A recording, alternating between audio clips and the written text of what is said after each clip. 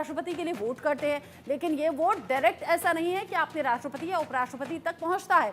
मतदाता राष्ट्रपति और उपराष्ट्रपति को ध्यान में रखते हुए जो बेहतर कैंडिडेट उन्हें लगता है उसके पक्ष में वोट डालते हैं।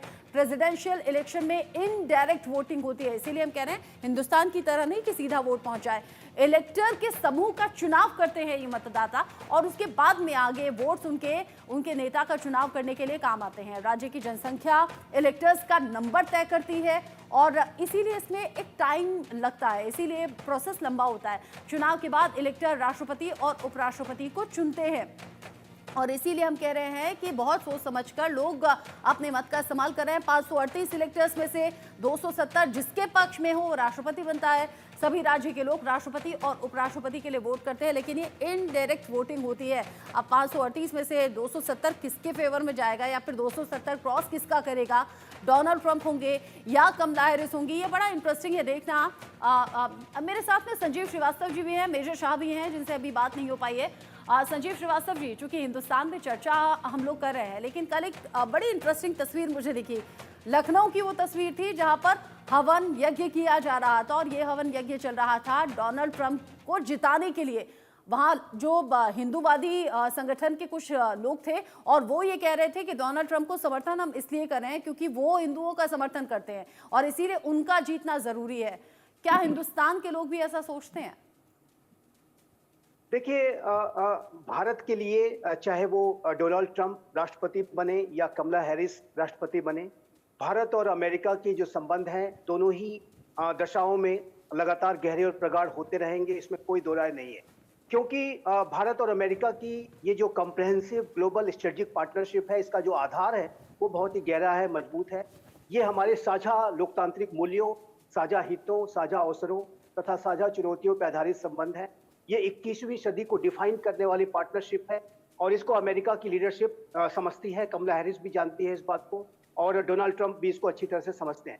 और पिछले 20 वर्षों में देखें तो चाहे वो डेमोक्रेटिक पार्टी के राष्ट्रपति रहे हों या रिपब्लिकन पार्टी के राष्ट्रपति रहे हों, सभी ने भारत और अमेरिका के संबंधों को ऊंचे स्तर पर ले जाने के लिए अपना पूरा प्रयास किया है और मेरा ऐसा मानना है कि भविष्य में भी ये संबंध लगातार प्रगाढ़ और गहरे होते रहेंगे। लेकिन जहां तक डोनाल्ड ट्रंप और आपने ये जो लखनऊ का यज्ञ और हवन का जो जिक्र किया है, जाहिर है कि हाल के समय में अभी पूर्व राष्ट्रपति डोनाल्ड ट्रंप ने अपने एक वक्तव्य में इस बात को कहा था कि यदि वो राष्ट्रपति बनते हैं तो विश्व भर में अनेक जो हिंदू कम्युनिटी पर हो रहे हमलों को लेकर के वो एक सक्रिय तरीके से इसको डील करेंगे और विशेष रूप से उन्होंने बांग्लादेश में हिंदू कम्युनिटी पर हो रहे अत्याचारों को लेकर के अपनी चिंता व्यक्त की थी। और जाहिर है कि यदि आप, मैं स्पष्ट रूप से कहना चाहता हूं कि यदि आप पूर्व राष्ट्रपति डोनाल्ड ट्रंप के अतिवाद और आतंकवाद के विषयों पर उनके अगर स्टैंड को देखें तो मेरा ऐसा मानना है कि वो अमेरिका के इस संदर्भ में बेस्ट लीडर हैं जो कि आतंकवाद और अतिवाद पर कड़े से कड़ा प्रहार करते हैं। ये डोनाल्ड ट्रंप ही थे कि जिन्होंने अपने कार्यकाल के दौरान इस्लामिक स्टेट खुरासान हो या इस्लामिक स्टेट जो इराक और सीरिया में उसने जो रक्का और मोसुल में अपने बेसेस बना रखे थे, अबू बकर अल बगदादी नामक जो आतंकी था जो अमेरिका में बड़े उसने गंभीर अपराध किए थे, आतंकवादी घटनाएं की थी, उनको एलिमिनेट करने का कार्य डोनाल्ड ट्रंप के कार्यकाल के दौरान ही हुआ था। ये और डोनाल्ड ट्रंप की आतंकवाद और अतिवाद के प्रति जो नीति है वो बहुत ही सख्त है और वो राष्ट्रपति अगर बनते हैं तो आतंकवाद और अतिवाद की चुनौती को डील करने के लिए पूरे विश्व समुदाय में एक बड़ी उससे मदद मिलेगी, इसमें कोई दो राय नहीं है।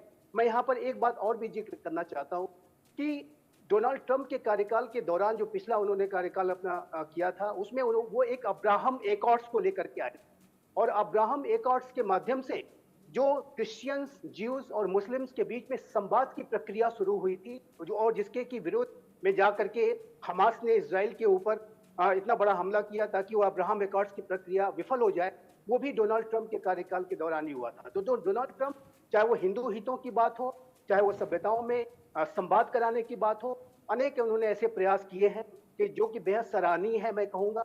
और इस तरीके के प्रयास यदि आगे बढ़ते हैं, आप देखिए रचना जी, तो ये जो इजराइल और हमास के बीच का युद्ध चल रहा है, ये अब्राहम एकॉर्ड्स को विफल करने के लिए ही ये पूरी साजिश रची गई ताकि इजराइल का रीजनल इंटीग्रेशन ना हो जाए, यहूदी और मुस्लिम्स के बीच में कोई बातचीत की प्रक्रिया आगे ना बढ़ पाए।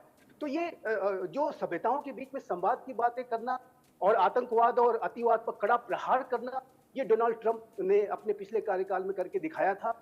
और इसी वजह से मेरा ऐसा मानना है कि जो बहुत सारे ऐसे लोग हैं और जिस तरीके से उन्होंने सीधे-सीधे हिंदू कम्युनिटी के हितों की रक्षा की बात कही है, वो अनेक लोगों को अपील करता है।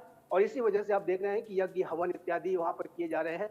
और अनेक लोग ऐसा चाहते हैं कि वो डोनाल्ड ट्रंप फिर से अमेरिका के राष्ट्रपति बने। लेकिन अब देखना होगा, क्योंकि मुकाबला बहुत ही क्लोज है और कुछ भी इसमें नहीं कहा जा सकता। जब तक रिजल्ट सामने नहीं आ जाएंगे तब तक ये स्पष्ट रूप से नहीं कहा जा सकता कि कौन आखिर विजयी हुआ। लेकिन मुकाबला कांटे का है। लेकिन फिर मैं रीएम्फसाइज करूंगा कि चाहे कोई भी अमेरिका का राष्ट्रपति बने, भारत और अमेरिका की जो संबंध है और इन संबंधों की जो महत्ता है, इसको सभी जानते हैं। अमेरिका की लीडरशिप और हमारी जो लीडरशिप है वो भी जानती है।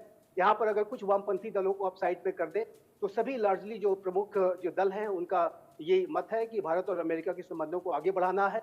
और वही इसी तरीके का bipartisan support United States of America में भी है। और ये संबंधों का जो भविष्य है, भारत और अमेरिका के संबंधों का, किसी भी राष्ट्रपति के कार्यकाल में वो आगे ही बढ़ना है और इसमें उत्तरोत्तर प्रगति ही होनी है। आपने कहा बिल्कुल क्लोज ये फाइट है। मेजर शाह, यहाँ हिंदुस्तान में बैठे हुए हम यहाँ डिस्कशन कर रहे हैं और कह रहे हैं नेक टू नेक ये फाइट है, क्लोज ये फाइट है। लेकिन इंटरेस्टिंग ये है, दिलचस्प ये है कि अमेरिका में अगर एक्सपर्ट से हमारी बात हो रही है तो वो भी कह रहे हैं कि भाई बड़ा दिलचस्प ये मुकाबला है और कह पाना कुछ भी मुश्किल है। ऐसा इससे पहले शायद ही कभी हुआ हो कि बिल्कुल इलेक्शन सर पर आ गए, वोटिंग की शुरुआत भी होने वाली है, लेकिन हम ये नहीं कह सकते कि कौन जीतेगा या कौन हार जाएगा। बिल्कुल रचना जी, एकदम देखिए, अक्टूबर की शुरुआत में भी बाइपोल हुए थे, पिछले हफ्ते हुए थे, अभी हुए हैं। अभी फिलहाल के मुताबिक जो देख रहे हैं कि कमला हैरिस एक बहुत कम मार्जिन से लीड पकड़ी हुई है अभी फिलहाल तो। लेकिन कुछ कहा नहीं जा सकता क्योंकि डोनाल्ड ट्रंप फिर वो आगे, फिर वो पीछे, फिर वो आगे, फिर वो पीछे, इस तरीके बराबर की रेस है अभी फिलहाल तो ये बहुत ही रोमांचक, दिलचस्प और नेल बाइटिंग, जैसे कि होता है ना क्रिकेट मैच में होता है अक्सर, हम कहते हैं नेल बाइटिंग क्रिकेट मैच है, क्या होने वाला है, फिंगर्स क्रॉस्ड, उस टाइप से हो रहा है। एट द सेम टाइम मैं कहूंगा कि देखिए, भारतीय हिंदुस्तान में बहुत ही अमेरिका में है, बहुत सारे हिंदुस्तानी नागरिक हैं। डोनाल्ड ट्रंप की बड़ी अच्छी दोस्ती है प्राइम मिनिस्टर मोदी साहब के साथ। कमला हैरिस पहली ऐसी महिला होंगी अमेरिका में जो कि भारतीय ओरिजिन से, बल्कि एक राष्ट्रपति के पद पे अगर वो जीतती हैं तो संभालेंगी। तो एक तरीके से अगर देखा जाए तो चाहे जीतते कोई भी इनमें से, दोनों में से कोई भी एक, हिंदुस्तान, जैसे कि संजीव श्रीवास्तव मेरे दोस्त ने बोला कि बिल्कुल कि हिंदुस्तान के लिए दोनों एक तरीके से ठीक है, फायदेमंद है ओवरऑल। मगर अभी इतना neck to neck back to चल रहा है कि, और एक विमेन एम्पावरमेंट की बहुत बात चल रही है।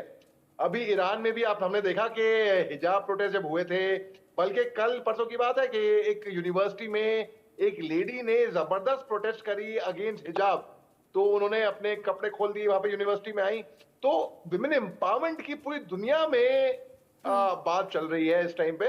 तो अगर विमेन एम्पावरमेंट की बात करें तो देखेंगे कि भाई ओके, मेरा ऐसा मानना है कि विमेन एम्पावरमेंट, जैसे आप हैं, आप एक एग्जाम्पल है, एक प्रेरणा है, वैसे बहुत सी महिलाओं के लिए नहीं, मेन के लिए भी, कि भाई देखो, इस जहां पर आप पहुंची हैं, जहां पे महिलाएं पहुंची हैं, वहां पे मेन क्यों नहीं पहुंच सकते। तो इस तरीके से अगर देखा जाए और डेवलपमेंट प्रोग्रेस की बात करें तो देखिए, मैं बताऊं, अमेरिकन जो है ना वो कम्युनल पंथी पे वो वोट नहीं देंगे, वो देखेंगे कि भाई डेवलपमेंट क्या हो रही है, कहां पे। और जो इंडियन डायस्पोरा है अमेरिका में, वो केवल इसकी वजह से ही कमला हैरिस को वोट नहीं देगा क्योंकि वो हिंदुस्तान की ओरिजिन की हैं। हाँ। तो ये ओरिजिन कहीं से भी हो, वो फेवर तो उनका, तो जो पॉलिसीज होंगी वो तो अमेरिकन के हिसाब से होंगी, ठीक है। जो इंडियन डायस्पोरा है वो ये भी देखेगा कि डोनाल्ड ट्रंप की एट द सेम टाइम दोस्ती तो है उनके प्रधानमंत्री मोदी साहब के साथ, हाँ। तो उनको वहां का इंटरेस्ट होएगा। तो दोनों तरफ से बराबर कट टू कट, बिल्कुल मैं बहुत कहूंगा सेफ कि यहाँ पर आप खेल गए हैं मेजर शाह, बहुत सेफ आपने खेला। और आपने कमला हैरिस के फेवर वाली चीजें भी बता दी और आपने ये भी बता दी कि डोनाल्ड ट्रंप और पीएम मोदी की जो दोस्ती है वो भी इंडियन डायस्पोरा आपने